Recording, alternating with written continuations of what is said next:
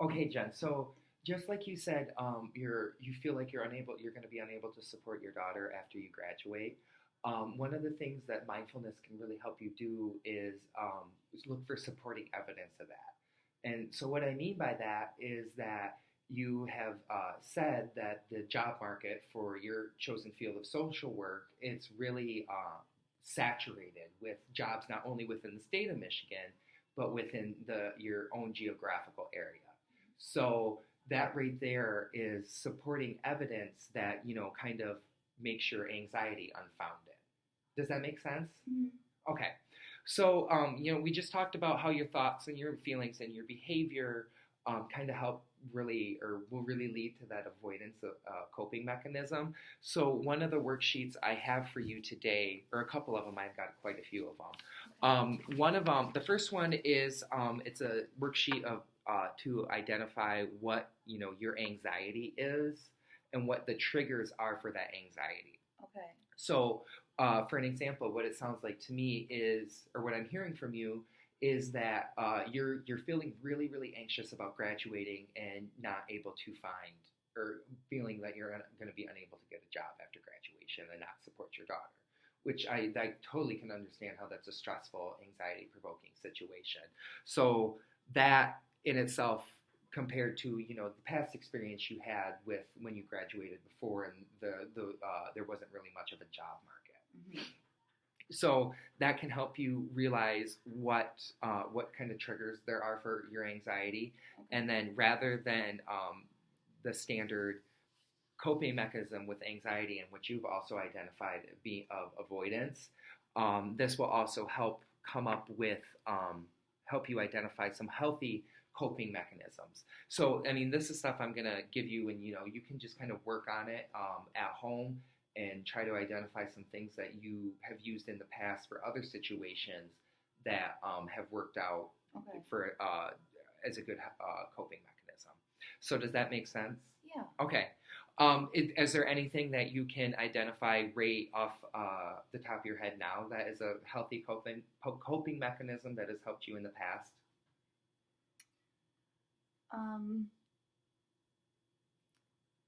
Like talking to family or friends. Okay. It tends to help me. Sometimes just being able to kind of to get it out Mm-hmm. will make me realize that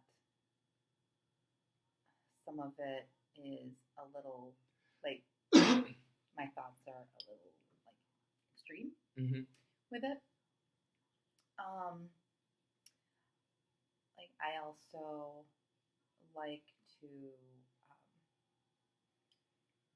just maybe like sit on the couch and usually I don't have like time to watch a full movie or something like that, but finding like just one show and it's like half an hour of just sitting and relaxing and preoccupying your mind. Yeah. Okay. And it's just while I'm doing it, it's really not even about what's on, but I can like sit down and not focus on the problem, but instead just take some deep breaths and kind of get myself back in a mindset of going forward. Okay, and that's another thing that can really help when you're feeling really anxious. You just had said it, is taking some really deep breaths, in through your nose and out through your mouth. Those really helpful relaxation breaths that can help bring you back to rational thinking. And then there's another thing I want to share with you when just because you brought that up, is there's some tips, five tips to help with mindfulness. Okay.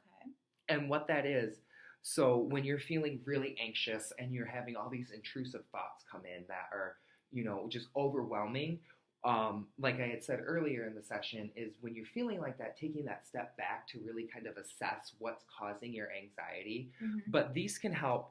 These steps can help. So what they are is 5 things that you're able to see within your immediate field of vision. Okay. 4 things that you're able to see that you're able to feel within around your general vicinity. 3 things that you're able to hear, 2 things you're able to smell, and 1 thing you're able to taste. And when you do these steps, counting down from 5, 4, 3, 2, 1, you're also taking these deep breaths that help you relax and also bring you back down to a rational thinking and grounding you more back in a basis of reality and getting those intrusive thoughts to lessen. Does that make sense? Yeah. Okay. Do you think this is something that, you'll be able to start trying to do? I mean, obviously these things this work that we're going to be working on together it's going to take a lot of, it's not going to be an instantaneous change, but there's going to have to be a lot of effort and work to really help you work yourself to retrain your thought process. Does that make sense? Yeah. So like on this, when it says 5 things I can see, I mean, are you talking about like just anything? Anything at all. Okay. So it doesn't have to be like relaxing things or anything. It's just no.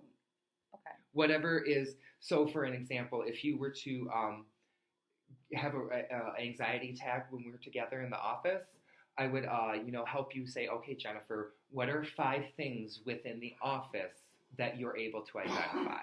So, as you can see over here, there's the mirror, the fake orchid. There's all sorts of tangible things here that you can identify. Does that make sense? Okay. And then going to, feeling like the chair and the cushions and things like that. The purpose of this and all of mindfulness is to really help you identify what that causing that anxious feeling, and then taking a step back and kind of being like, okay, how can I move forward on that? Okay. So we've talked about this, and now I want to go back to something you said just a few minutes ago. And you said when you're really feeling anxious, you talk to either friends or your family. Is that your support system? Yeah. I would say like my family would be primary support system. I have my mom and my stepdad, who I just always call them my parents. Mm-hmm. But they have been huge support system. I'm so sorry. Oh no, that's completely fine. Especially since I had my daughter and started going back to school. So I think they really support that, and so have tried to be there for me in whatever ways they can. Also, my family's really small, so like even growing up, I have 1 aunt and 2 uncles and just like a few cousins. So we all grew up, very close. Like even my cousins, I tend to have more of a sibling relationship with them. So the ones that are like still local, I guess, I would say would be the most as far as like support systems. Just they are there to help me, whether it's a child care issue or whether I just need to vent or talk to someone. They have been really good. My friends, I do have a couple friends that like I do feel I can talk to about things, but I don't know. Sometimes it's difficult because it kind of makes me feel worse when I talk to them. Because they tend to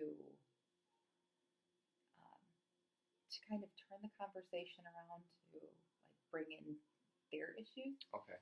And probably because I'm usually the listener. So do you think when your friends are doing that, they're trying to help you to alleviate your anxiety, or try and help you see that you're not the only person who experiences anxiety, or what I guess, can you explain to me what kind of goes through your mind when they're kind of doing that too?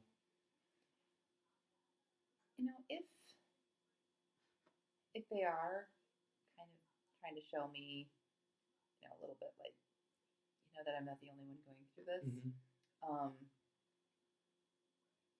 I guess they could be. It's not really how I tend to see it in that moment. Okay.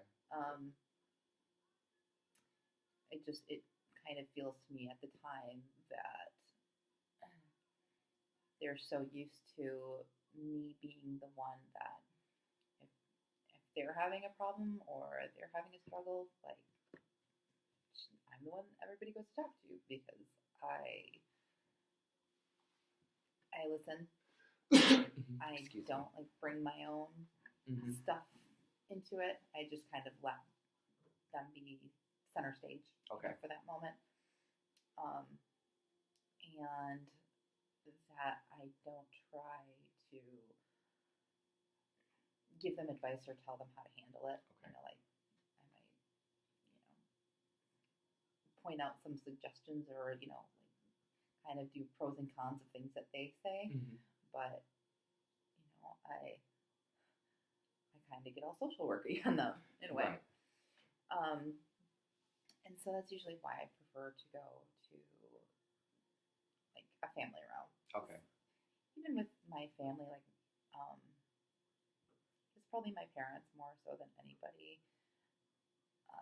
Like, occasionally they'll tell me things like, trying to think of how to word it. Kind of tell me that I have a tendency to like catastrophize things. Okay. But like, even then, they're still always there to listen. Like, they, never like tell me to get over it or anything like that. So what I'm hearing from you is that you really don't go and confide in your friends when you're feeling overly anxious or you're having an anxiety attack because they are more come to you as the fixer, not necessarily the fixer, but the person who's the listener and can provide some guidance and support during that time. Is that correct? And I also heard you say, so because of that, you're more likely to confide in your parents when you're anxious, but yet then they tell you you're sometimes catastrophizing some kind of situation. So what, I guess, would be some of the situations that they think you catastrophize? I have gone to them crying about like, whether or not I am going to make it through the program. Okay. It's extremely difficult doing like an accelerated program, and having a job and being a single mom. Right. Yeah. And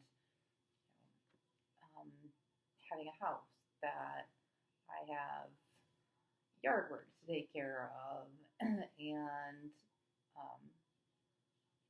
and just like typical housework, and it's just it's a lot. So I know that there have been times that I've questioned, whether or not I can do this. I'm used to being like a straight A kind of student, and I'm a bit of a perfectionist. So right now, when I can't do things perfectly or devote the amount of time to it, then I start thinking that I'm failing.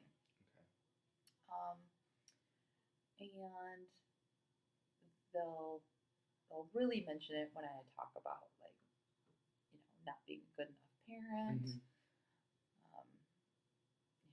I'll start getting upset just that I don't have the amount of time that I wish that I had to just like be mom. Because even at nights, like when she just wants to play, but I have homework that has to get done, and for a while I tried to just do like homework when she went to sleep, like all that, but you can only go so long, like sleeping 2 hours a night, and so I had to start taking time away from other things, and then that made me feel like I wasn't doing a good enough job as a parent. Um, so those are usually the things that they call out, or like point out, Mm-hmm. and then about not finding a job. Okay.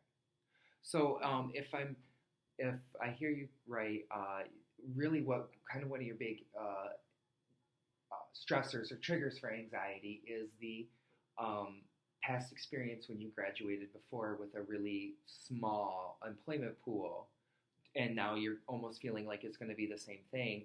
And then also you feel like you're a bad parent when you have to not necessarily you have to devote more time to your schoolwork than to spend time with your daughters. Does that sound correct? Yeah. Okay. So another worksheet that I have for you today, Jennifer, is it's a tool that helps you take control of your time. So that's another thing that can cause us anxiety in life, is when we spread ourselves too thin. Just like how you said, running a household, being a single mom, having to work in the graduate program, and that's all stressful within itself, life factors. But then when you add in, your generalized anxiety disorder, the littlest thing can really kind of put you over the edge into that really big anxious moment. Mm-hmm. So what this is, excuse me, what this tool helps you do is help you identify priorities in your life to where you can spend time on them. So I know you said that devoting more time to your homework and not spending a lot of time with your daughter really causes anxiety for you. So what you can do with that is, and it's something that we can try and work out a goal plan with too, is time management a little better. And this is the specific times that you donate to doing homework.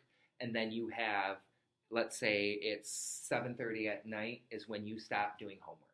And that the evening, all the bedtime rodeo and dinner and everything is just you and your daughter spending that quality time together. Mm-hmm. So when you're able to identify really those priorities in life, like, spending time with your daughter and, making sure that you get your homework done so you can continue with the grades and everything, that's when we can work on developing a plan to help you get what you want.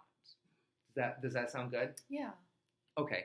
So, and then, just like I said, just read these things over and just see if there's really any big priorities in your life right now that, for an example, you're graduating in a couple months, and one goal that we can set, and, this is totally up to you, is saying, I want a full-time job by August. And so how to get that is you're really going to have to face that anxious fear head on of that past experience of a really limited job pool. But you've also got the supporting evidence that it's completely different than what it was before. Mm-hmm.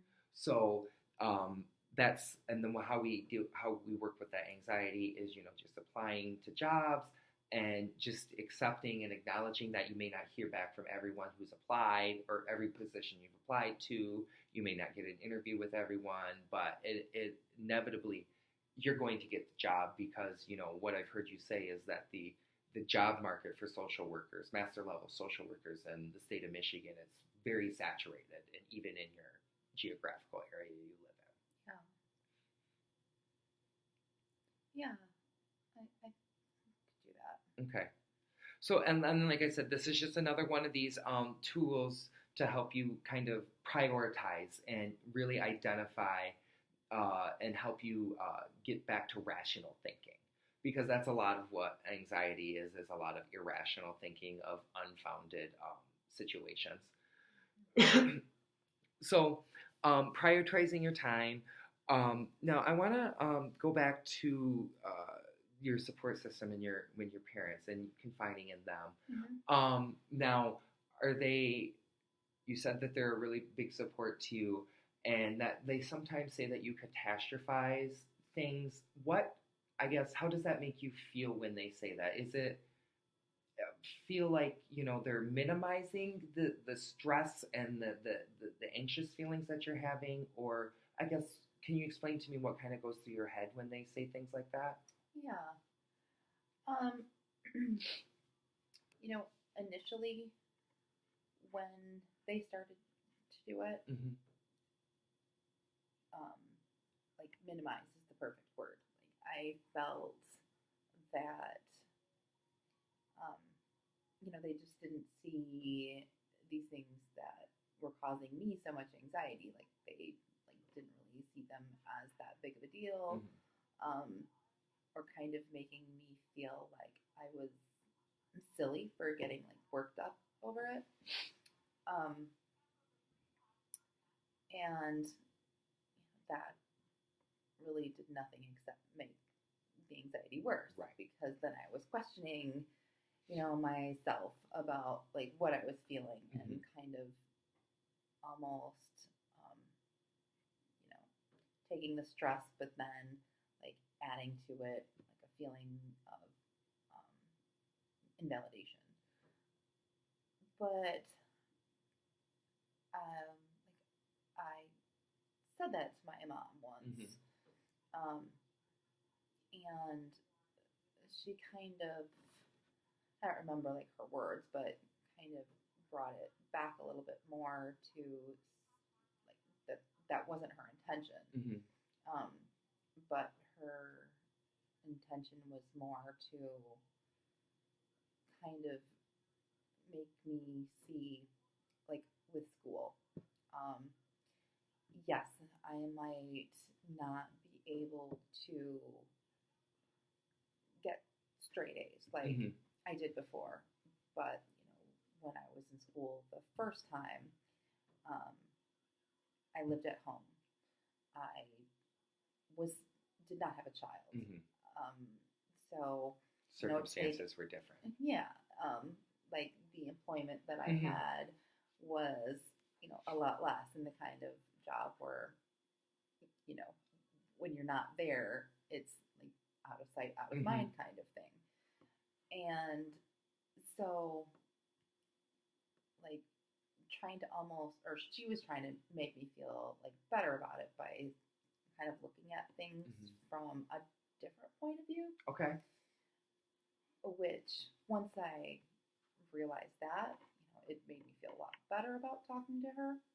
Um, but it's still, kind of hard, like when I'm in the situation and like have a lot of anxiety going on, sometimes it's hard for me to see things like how she wants me to, and instead I just kind of take it personally and feel bad. So, what I'm hearing from you is that your mother is really a big support for you, and it sounds like she says things that try to help you start rationally thinking, and try to help mitigate your anxiety. But her brashness with some of her comments, it sounds like, then can perpetuate your anxiety even more. Mm-hmm. Is that a correct assessment? Yeah. Okay, so this is a really good example in where mindfulness can come in, and specifically like when your mom if she makes a brash comment that causes you more anxiety, to just kind of go, whoa, was it really the way that mom had said the comment that caused me to continue to escalate with my anxiety, or is it the situation that's already caused me anxiety to get to that level? So, and another thing that can be a benefit for you too, and this is definitely something we can continue to talk about and work on if you want, is setting some kind of boundaries and with your mom when you're feeling anxious about what you really need from her to help bring you back to rational thinking as quickly as possible as quickly as possible without really, I guess, setting you off again, if that makes sense. Mm-hmm. Okay, so and if there's certain things, then again, when you're working on these kind of things, if there's something that you've identified that will really work to help your mom understand, that's something we can work on. Or even if you want to have a session where she comes in with you, and we can I can help explain it to her to help kind of help you understand or bring you down a little or help you alleviate your anxiety better. Yeah, I think that would be good. Okay, that sounds good. So we are getting close to the end of our session. I know it seems like we just sat down, but unfortunately we are. So I've got a few more worksheets I want to give you to just look over, poke away at them if you want to, but they're really to kind of get you thinking for our next session and to moving forward in our work together. Okay. So what this one is your coping card. So what, and I have provided the example up here so you kind of get an understanding of what's going on. So, excuse me.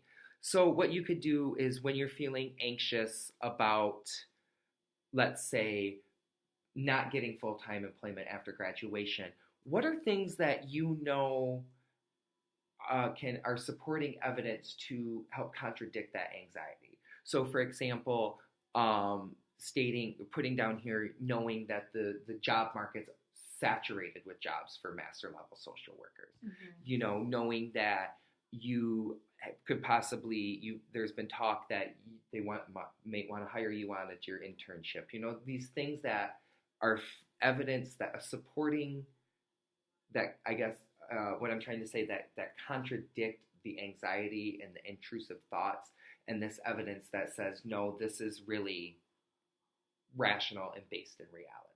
Okay. Does that make sense? Yeah. Okay. And then, so this one is your cognitive cue card. And so what this one is it helps you identify your triggers and identify your triggers and what the situation was that kind of caused that anxiety. So this is more kind of a mindfulness activity. So to use the employment example again, so you, just because I feel I'm not going to get a job after graduation doesn't mean that's true because that was my experience before. And I know this to be true because of, you know, all this other supporting evidence that is out there and that you've witnessed and you've been told and, you know, you can tangibly see yourself. Okay. So does that make sense as well? Yeah. All right. So we are out of time today. I've got you on my schedule for your reoccurring every 2 weeks. So just look this paperwork over, just kind of start formulating ideas, you know, always, you know, how I like to end a session. If you were to wake up tomorrow and everything's better in your life, what needs to change now so that can happen? That'll help you also identify kind of those triggers and those stressors and, you know, help prioritize things. Okay. And as always, if you need me in between our appointments, don't hesitate to call me. Okay. And if you need to get in, I can get you in. Okay. All right. Great. All right. Thanks, Jen. I'll see you in a couple weeks. Okay. Thank you. Bye.